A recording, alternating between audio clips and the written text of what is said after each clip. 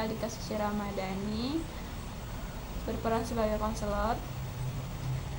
Dan saya Melisa Wulandari sebagai konseling.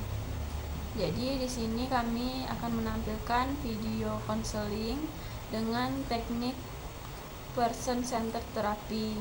Jadi di video ini masalah yang disampaikan merupakan rekayasa dan role play. Tujuan dari pembuatan video ini adalah untuk pemenuhan tugas UAS praktik konseling.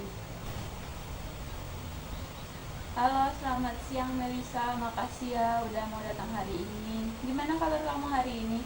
Selamat siang Kak, kabar kami baik Kak. Tapi akhir-akhir ini kami agak sedikit capek Kak.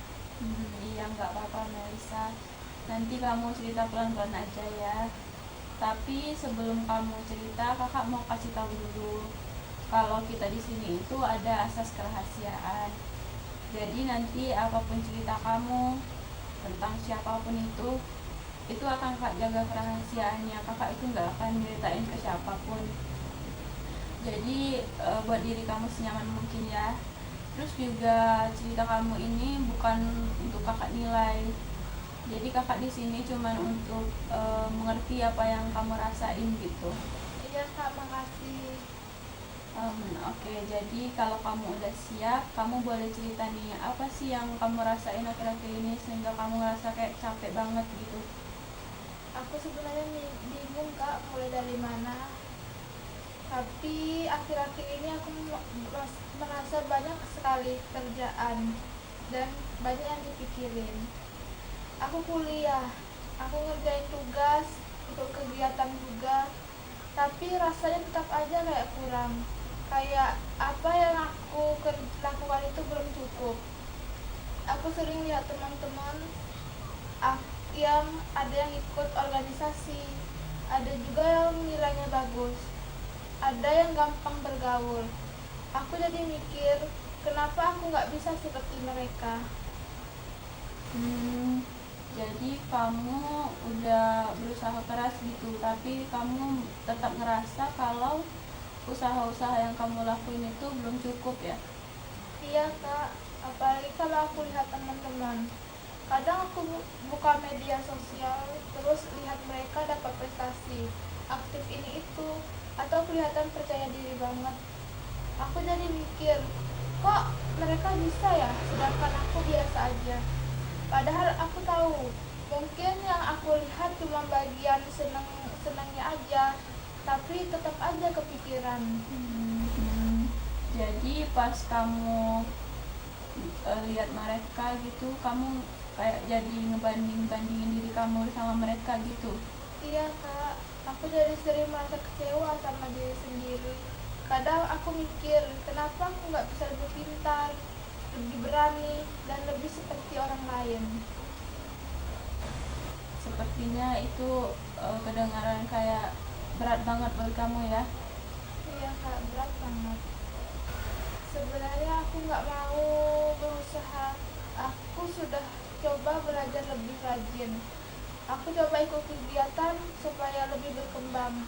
Tapi setiap ada hasil yang nggak sesuai harapan, aku langsung merasa gagal. Misalnya nilai aku turun sedikit, aku langsung mikir aku nggak mampu. Padahal kalau dipikir-pikir mungkin itu cuma satu kejadian.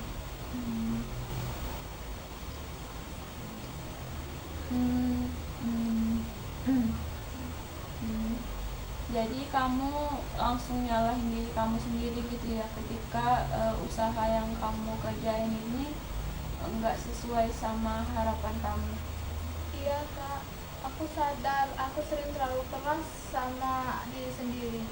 Kalau teman aku cerita dapat nilai jelek, aku pasti bilang gak apa-apa, namanya juga proses.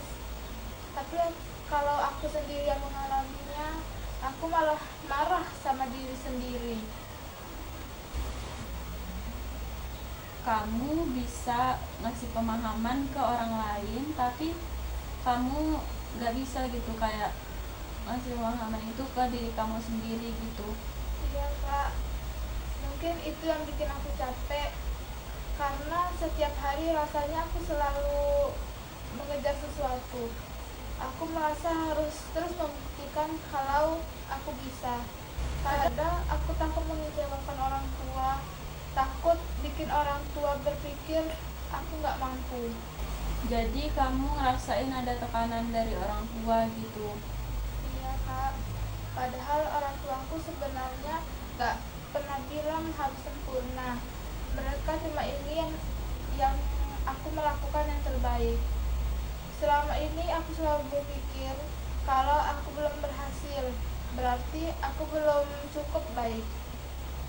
Jadi selama ini kamu itu nganggap kayak kalau kamu gagal atau nggak berhasil gitu, berarti kamu ngerasa kalau diri kamu ini rendah gitu ya.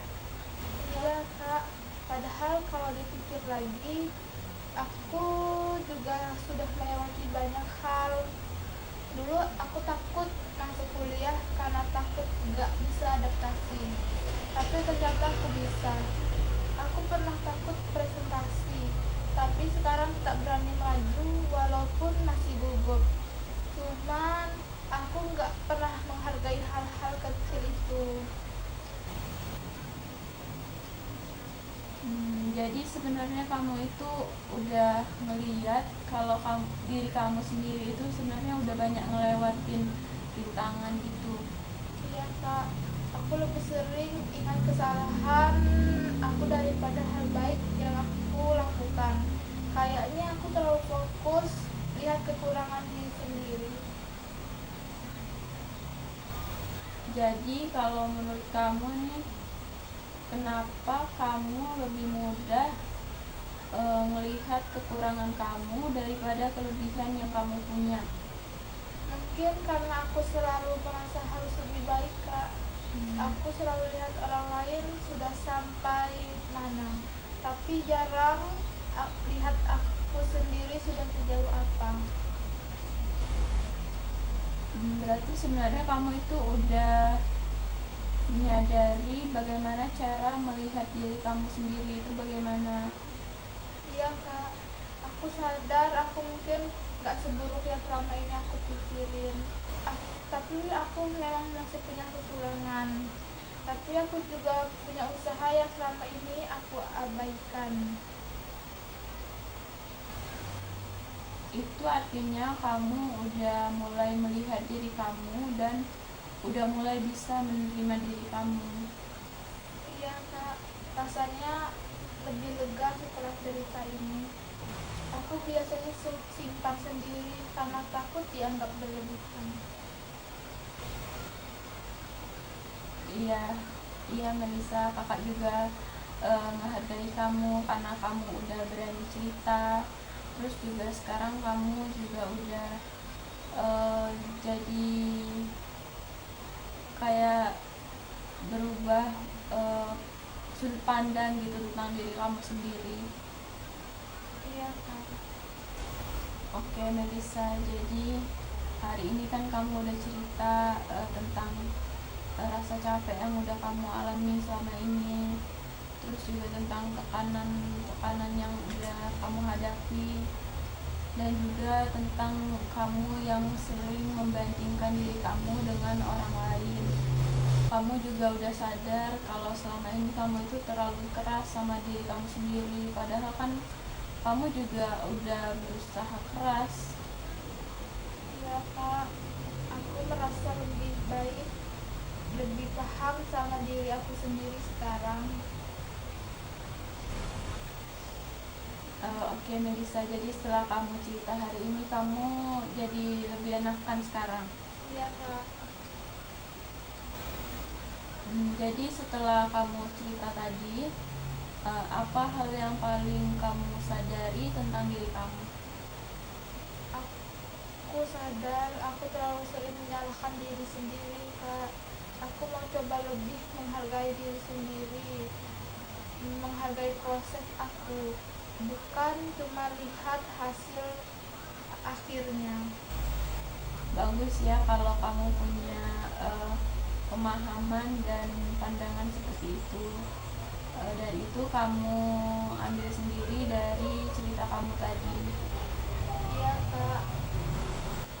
Makasih banyak ya Melisa, kamu udah mau hadir hari ini dan kamu udah mau cerita juga tentang apa sih hal-hal yang udah mengganggu kamu akhir-akhir ini. Iya kak, makasih juga kak sudah mendengarkan cerita kami hari ini. Iya, sama-sama ya Melisa. Jadi untuk sesi konseling hari ini sampai di sini dulu ya. Nanti kalau kamu ngerasa capek lagi, kamu ngerasa penuh gitu, kamu boleh kok cerita lagi sama kakak. Iya kak, terima kasih kak.